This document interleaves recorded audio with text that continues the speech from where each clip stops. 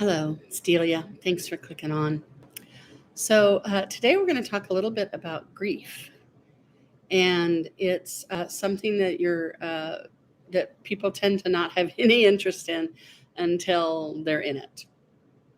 And grief is it's a whole gambit of things. Right now, I'm really aware of a lot of grief in myself and a bunch of other people as clairsentient, as a magical being with a body. I tend to um, be aware of lots of people.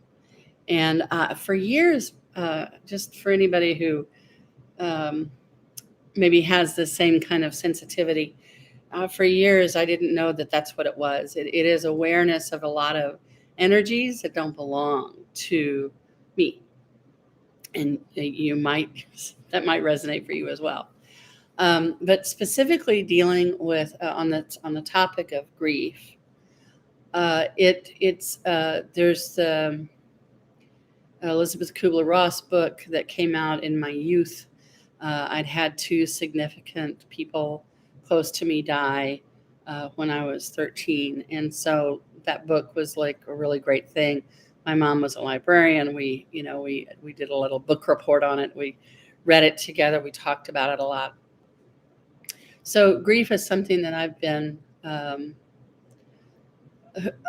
familiar with like all my life, and one of the things that's true for grief, especially if you haven't been through it before, is that it will resonate to other times of loss, and it will resonate to other losses.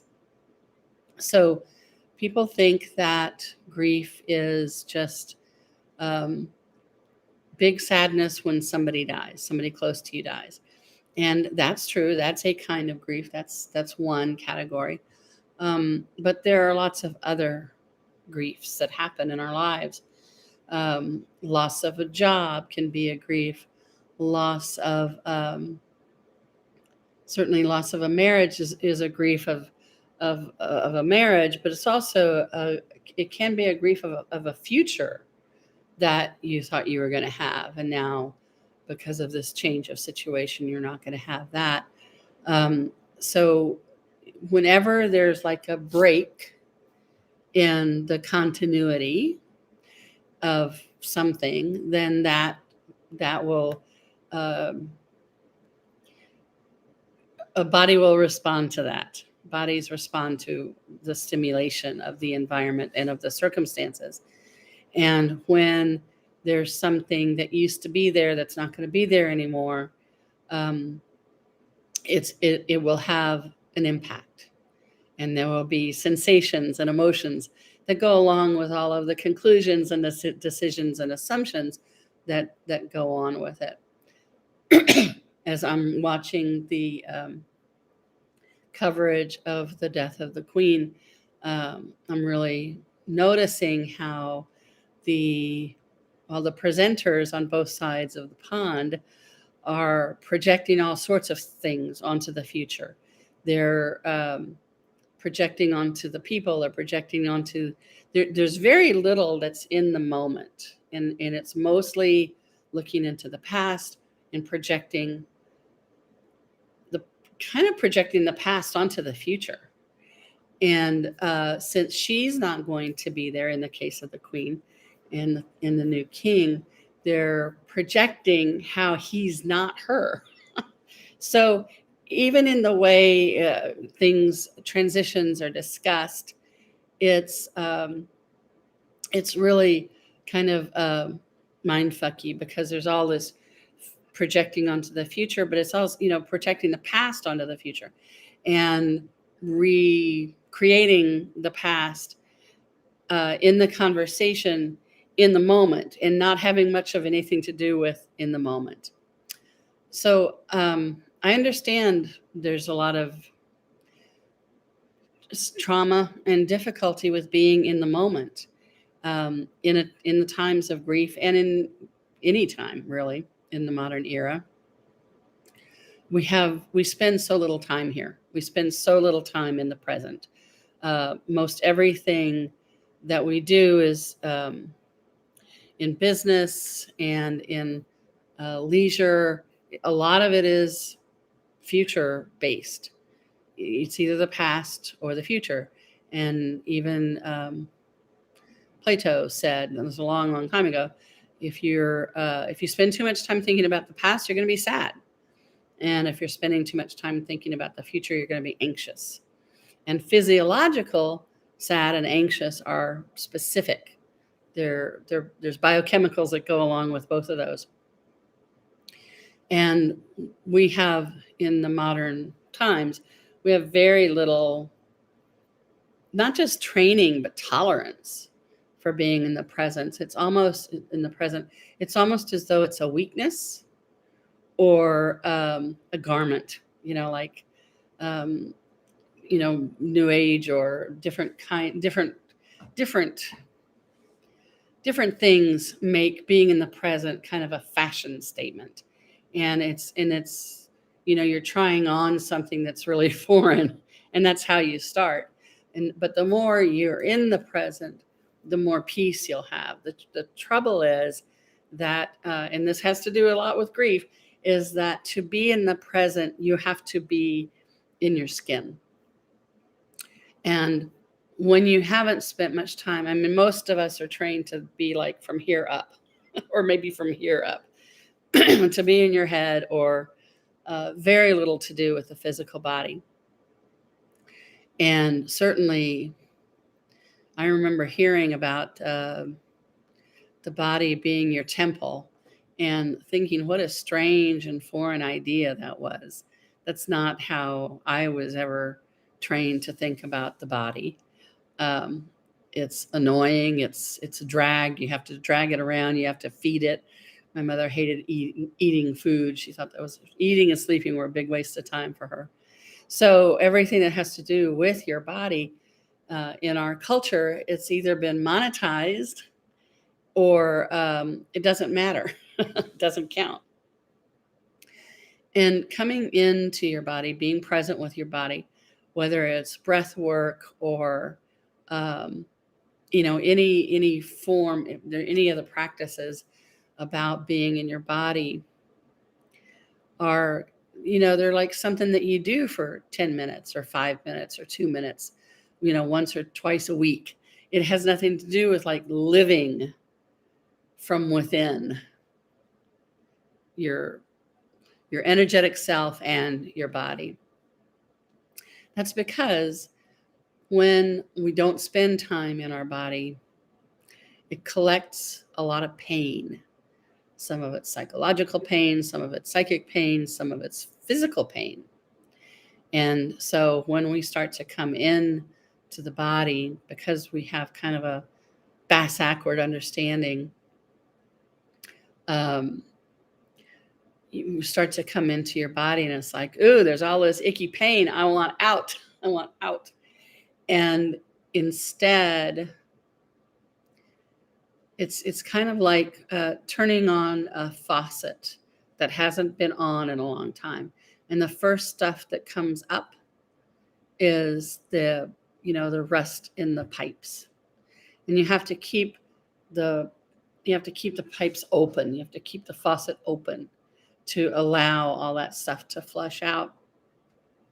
One of the easiest and most effortless ways to start to clear the line, to flush the line, is writing. And this is just a specific kind of writing. It's not journaling where you're like exploring yourself or all the other ways that journaling are useful for. Journaling is wonderful. But this is more akin to the Julia Cameron morning pages. And it's about writing for 3 pages just straight. So it can be non sequiturs, it can be incomplete sentences, it can be, it's going to be stream of consciousness. And it's 3 pages. So whether that takes you 5 minutes or 30 minutes, just writing for 3 pages. And The only things that you can't do in these 3 pages is be productive, right? So no bullet points, no lists, no things to do, no tracking anything, no uh, listing out what you did wrong or what you did right or what you can change, or that all those productive ways of thinking. That's kind of the point of these 3 pages, is to um, allow your thinking to become more free range and less um, not just less productive, but less as society requires you to think, because there's so many kinds of sensory information, and there's so many kinds of thinking that are available to us, although we have very few avenues to discover and explore that. So this does a number of things on a number of levels. I'm not going to go into all of it right now, but if you wanted to start to get more comfortable being in your body, the 3 pages is a great way to start. And it's every day, and you write for 3 pages. And your deal with yourself is that you don't ever have to look at it again. And this is not about scorekeeping. It's really just about kind of like you brush your teeth in the morning, you write the 3 pages and just kind of dump what's going on in your brain, and then that's done. And then what that does is it opens you up to more of you. And it's a practice, which means you have to do it all the time. It's not about you think about it, you have the idea, and then you've done it. No, it takes a pen and paper, and not a typewriter, not on your computer, because a pen and a paper, it has a lot of, let's say, biological benefits. It changes your body chemistry. So it also helps to not resist the grief. So, and it can give you a chance possibly to write for more than 3 pages and to actually get the grief out that way. Grief lasts longer than our attention span, and it certainly lasts longer than our friend's attention span. And to be able to ebb and flow with it, because it organically does ebb and flow. You can be totally in grief and laughing and giggling about whoever, whatever has changed. You'll have different times of highs and lows, and or softnesses and not soft about it. And that is the way grief works. It is a known territory. It is not the unknown. It's just the unknown until you go there. And then to be kind to yourself. Grief will cut away the things that are not you, and will help you discover who you are.